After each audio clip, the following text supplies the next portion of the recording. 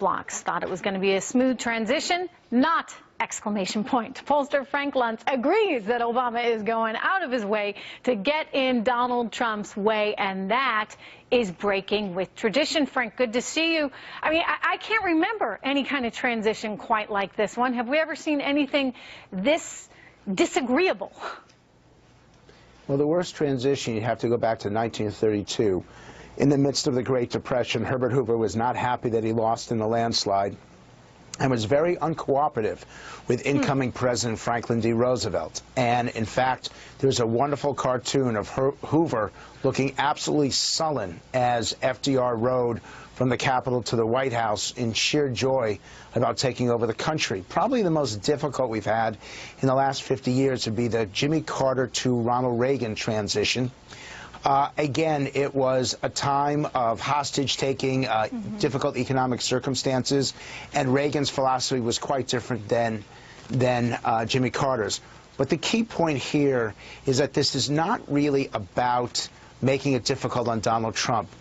If Trump did this great tour of the country, and they called it a victory tour or a thank you tour, Obama seems to be doing and I've been trying to figure out the right language so I don't get fined by the FCC, a FU tour. I guess that's the best way to put it. Okay.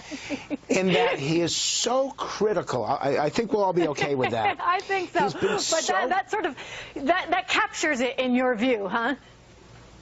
Yes, what he has said about Hillary Clinton and her campaign and drawing that contrast, what he has done to Israel and to Benjamin Netanyahu, that there are people that he has had political difficulties with, and by the way, Republican members of the House and Senate, the people who he's disagreed with over the last 8 years, he's gone to great pains to draw a contrast between the things that he says and the things that they have done in a way that makes me think he's trying to settle scores before he leaves. And that's not presidential, particularly for someone like Barack Obama, who is such a great communicator. I would have expected more from him. Not presidential, you're right. What effect does it have, do you think, on the nation? A nation that, frankly, Frank, is already very divided.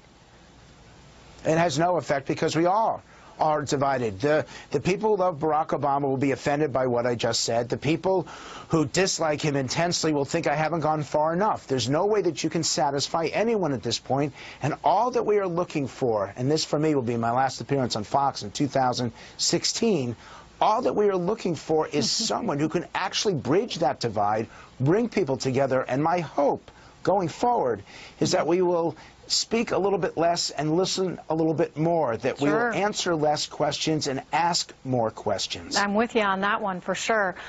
You know, one thing that seems to have caught Donald Trump's eye was President Obama's statement that had he run again, had he been permitted to run for a third term, he would have won. Could he have? And regardless of that, was that really the kind of thing you want to say?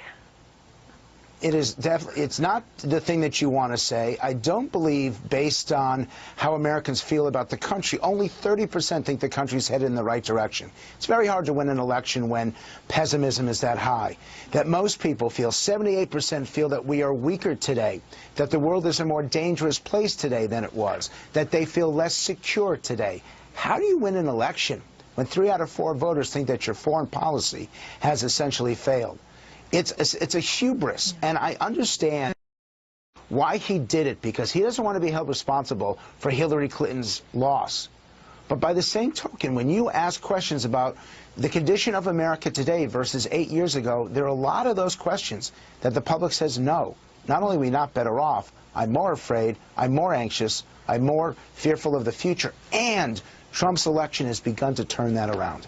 Yeah, we saw it in the December consumer confidence numbers. Thank you so much, Frank. It's good to see you, and I feel honored. Last appearance of 2016.